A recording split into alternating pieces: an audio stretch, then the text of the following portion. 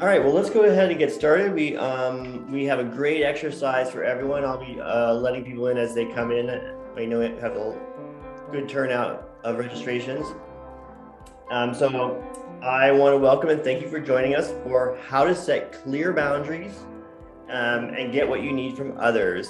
I want to actually switch off this sound though, so we can have full focus there. I was using an app called Endel. If you are interested, it's good for focus. So, so how to set clear boundaries and get what you want from others. I'm Glenn Lubert. I'm co-founder of Be Your Own Best Coach, a 5-week group coaching program to help people develop self-leadership skills and habits to accelerate their career and boost their well-being. I'll be guiding you through today's session, along with my colleague, Dr. Deborah Teflo, and co-founder of Be Your Own Best Coach, Dr. Deborah Teflo. Hi, Deborah. Hello, and welcome, everyone. So today's session is a look into one of the areas that we are covering during our transformative cohort-based course, Be Your Own Best Coach, which we're going to have an exclusive announcement at the end for you. So let's get started. At the end of these 30 minutes, we're going to be able to own your own story, share your story in a way that clearly communicates your boundaries. And that's really what the key here is. And then invite people to join you on your journey in a way that works for you and respects their choice. I want to let you know that we're going to have a PDF of this presentation for you that we'll email to everyone, as well as the recording. So you can follow along and be present as we go through this. So Deborah, let's begin with a story on self-leadership. Cool. Okay. So today we're going to talk about people, and people is one of the 4 elements in our what we call YPET framework. And this is a framework for change that accounts for all of the key elements that influences your ability to change or to stay stuck. So why we're talking about people is because social connection is one of the most powerful drivers of all animals, and that includes us human animals. And the influence of people around us is overwhelming, whether it's conscious or unconscious. Therefore, it's really critical to account for people when you're considering how to live your life, optimize your choices about your career, work, or family, friends, home, community around you. Nobody really mentioned it, but I feel like I'm gonna use down next slide. Because I got some boys going. Next slide, Glenn. Okay, so this is fun. And we often evoke or invoke the F word, not F-bomb, the F word fun. So this is a reminder about the power the behavior of people around us can exert. So I don't know where we're going, but from the look of this crowd, it's got to be good. And over the cliff they go. All right, and let's go on. So this is a great ad, men wanted, hazardous journeys, small wages, bitter cold, etc. And it's an ad that Ernest Shackleton put in a circular. And we take our inspiration from Shackleton. He was one of the world's greatest explorers and leaders of the last century. Now, imagine leading a 28-person crew to the South Pole and becoming shipwrecked, stranded on an ice floe, and then trapped on a completely barren island for almost 2 years with no contact from the outside world. This is in the turn of the 20th century, 1900s. Shackleton created an environment within those 2 years that enabled his crew to manage not only the physical challenges, but the interpersonal challenges of such a potentially disaster. Well, it was disastrous. What was not the case was that it didn't cause fatalities. In fact, Shackleton brought back all 28 crew members alive, got them home, and that's quite an accomplishment. How did he do it? Well, a lot of ways. He was tremendously skilled. One skill he had, setting healthy boundaries, and that helped a lot. And so, as I said, he is our inspiration. So first strategy, when we're talking about people, is we generally think of people as falling into two big categories: friends or accomplices. So friends are the people that help us stick to the path we need to travel to reach our goals. And that could be a goal at work, at home, wherever. Accomplices, on the other hand, tempt us to go down the wrong path, or they may accompany us on the wrong path that we've already chosen for ourselves. And I'm using right and wrong very broadly. If I want to lose 10 pounds, then the quote wrong path would be to pig out on a big piece of chocolate cake. A friend would say, hey, if you want to eat that chocolate cake, that's your choice. I respect that. At the same time, what about your goal to lose weight? The accomplice would say, yeah, you get really grumpy when you're dieting. The heck with the diet. Let's enjoy the cake. So what do you do to prevent the accomplice from taking you down the wrong path or accompanying you and reinforcing, and to also optimize the power of that friend? Simple strategy. Ask, help, or harm. And that, can we go back, Glenn, just a sec? And that idea came from a patient at a hospital who was able to lose a tremendous amount of weight and get a handle on her diabetes. And the question was, how did you do it? And she said, I had this strategy. Whenever I had a decision to make about what to eat, what action to take, I was asked, help or harm. And just doing that one little strategy, taking that moment to pause and think, even using your hands, getting your body involved, help or harm. You could do it subtly if you're in an office, help or harm, can give you enough pause to keep the impulse from kicking in and allow your thinking brain to guide your actions. So in terms of people, you want to eat veggies, go with the people on the left. Looks like they're eating more veggies, versus the accomplices on the right with the burger, fries, and beer. All right. And so here's a quote, again, fun. Of course, it's a cute saying, probably makes you smile. There's nothing better than a friend, unless it's a friend with chocolate. Well, that is great, unless you have sworn off chocolate, in which case that friend is no longer a friend, it's actually an accomplice. All right, so next strategy, we had help or harm, we go to setting boundaries. And the problem is that when we're working to live our values and do what's right for us, it doesn't always align with what everybody else wants around us. Could be a boss who takes advantage of you, or a coworker whose behavior is counterproductive or offensive to you, or even a friend who pushes you beyond your comfort zone.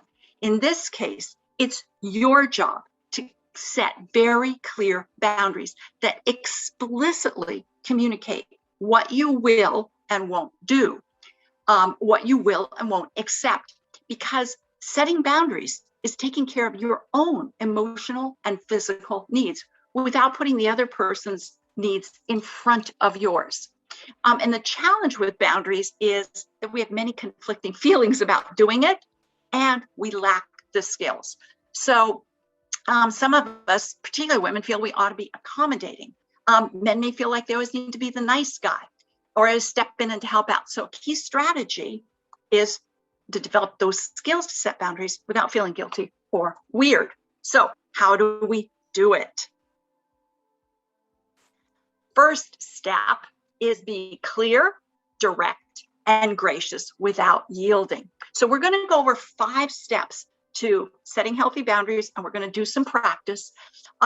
And it starts with your stance. And this is eye-opening. For a lot of people feel if they set boundaries, they have to come across like tough. Maybe, often people who are setting boundaries, they get nasty or angry or cold, or, you got to be really cruel. Not true. In fact, the people that are most successful setting boundaries are clear, direct, and gracious. So what's gracious? It means kindness, courtesy, generosity of spirit. And you are gracious it's easier to be gracious when you own your own story. You fully own who you are, what your needs are, and you are okay with those needs and who you are. You don't have to apologize. It's about accepting and honoring your own emotional and physical needs unconditionally. So you'll see the examples. I'm not willing to take work home tonight. We made the agreement about scheduling. I am sticking to that. And so one of the practices, tone of voice, and we will be practicing that. All right. I wanted to also say something about, let's see. Glenda, could you go back to step 2, please? Okay, so decline, with or without a reason, using will, not can't. So a lot of times people feel that they have to give a reason or a rationale. You don't. I've decided that I won't be doing X, or just plain out, I won't be going to the party tonight. I'm not willing to do this or that. Take responsibility for yourself and let the other person take responsibility and manage their own reactions. Now, we say one reason for adding because, as you'll see, is that people are much more likely to yield and accept your no if you add a because. And it can be even ludicrous. I am going to cut in line in front of you because I'm in a hurry. All right. The other thing is use the word will or willing, not can't, because can't suggests that you would do it if you could. Will, I'm willing to do that. I won't do that. It's very absolute. It's clear and direct. All right. Step 3 is, let's go back, Glenn, 1. Yeah, so I want to make sure we're Yeah, I see that. Thank you. Yeah. Okay. Let no stand. Stick to your guns and use the broken record. A broken record, this is vinyl record. When there's a scratch in it, it just repeats the same thing over and over. As I said, I won't be going to the party tonight. As I said, I won't be taking work home. I'm not willing to take work home. And I hope you can hear from my tone of voice that it's clear, it's direct, and I'm not nasty. I'm not pissed off. It's just what is. I own my story. I own my truth. Step 4, make the consequences clear. In fact, I did this with a boss. I'm here to work for you, to make money for this company. When you yell at me, it throws me completely off. When I hear you start to yell at me, I will walk into my office so that I can stay on course. It was shocking to the boss when I said that. And I did go and did do what I said. I went into my office and he came back half an hour later and he stood there looking at me and he said, "You're right." And he walked out. That was setting clear, direct boundaries, no pissed off, no nothing. Just stating, owning my truth, owning my story, giving a reason. That was it. Okay. And play the broken record. No, I won't. As I said, I won't. And let's go on. So step 5 is state what you want instead. So important. Don't just tell a person what you don't want. Help them. So no, I won't be taking work home tonight. I am sticking to the schedule we agreed on. If this is a problem, let's meet tomorrow and review the schedule so we still meet our deadlines and I get the downtime that I need. I'm glad to meet what time would work for you. Gracious, clear, direct.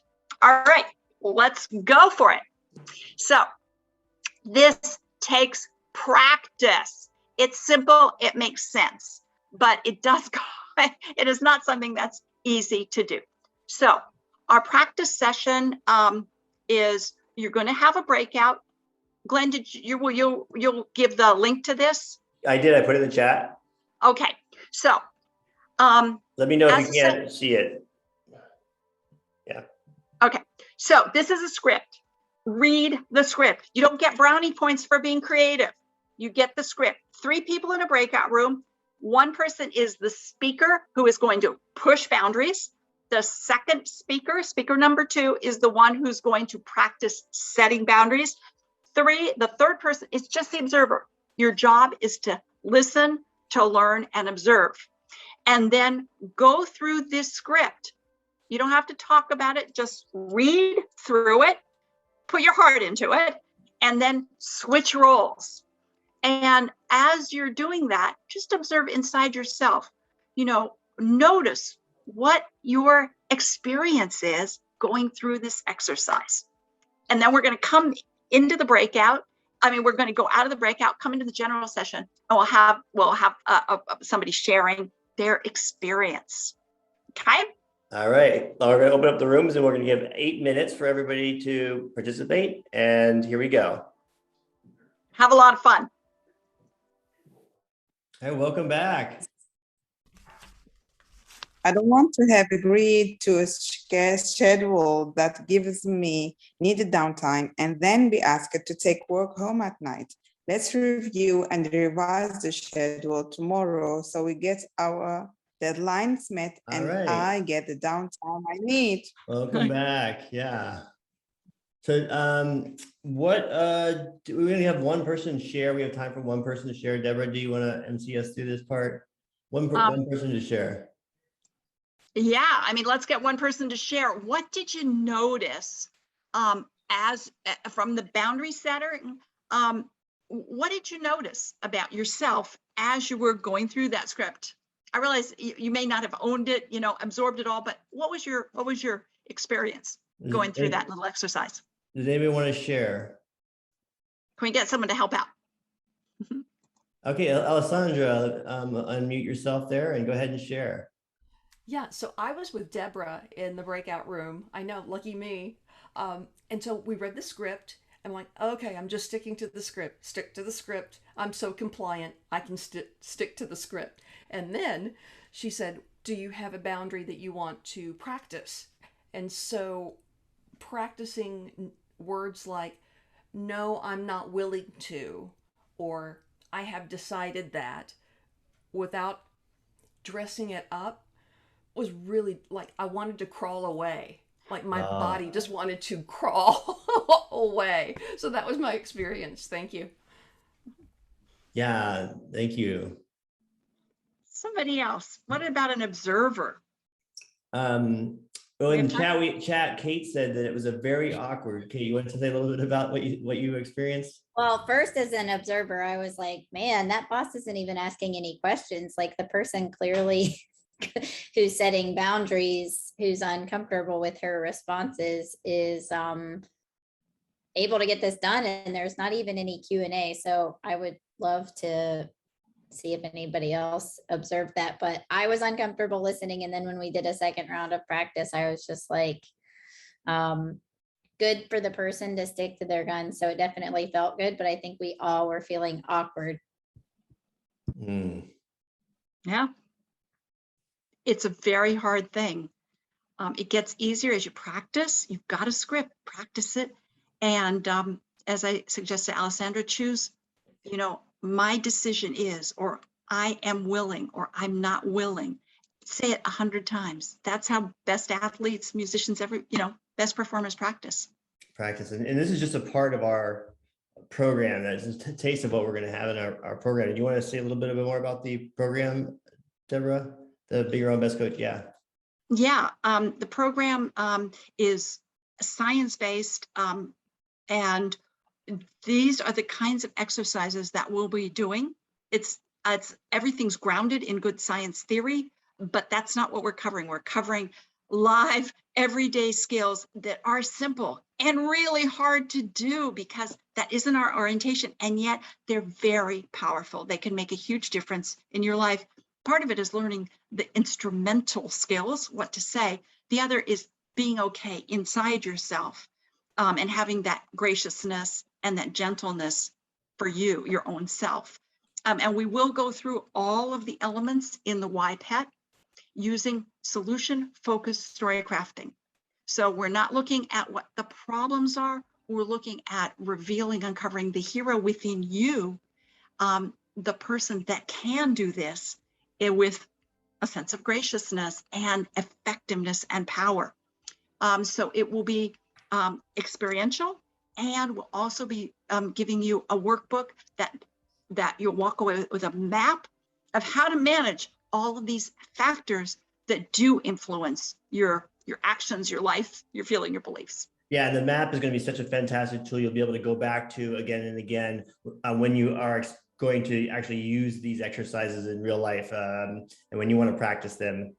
And I put the link in for our program, Be Your Own Best Coach.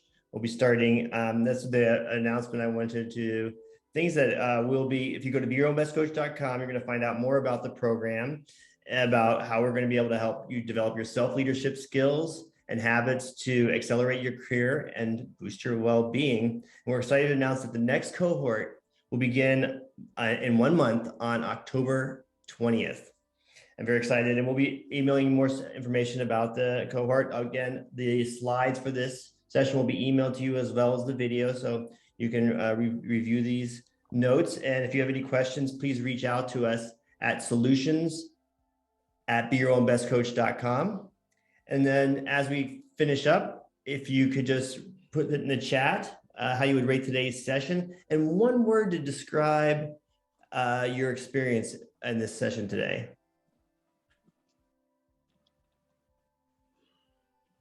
No, it's actually 5 weeks long, and we meet every week, and we'll have more details on some of the other pieces that we're going to have. And you're going to be really in a great community. That's what I think that is something else to point out. We're going to be in a great community of other like-minded people. The sessions in our previous cohorts, people have continued on. They've done practice sessions afterwards together to go review the material, and it's really a fantastic group of people that sign up for this program. Any final words, Deborah? Yeah, come join us, because you will be learning awesome techniques, strategies to really live life as full as possible, to enjoy your career and to have impact, the kind of impact you want on everybody around you, whether that's at work or at home. Collaborative, eye-opening, practical, encouraging, enlightening, possible, grounding, empowering, motivating. Thank you so much for those kind words. And thank you everyone for listening, and stay well.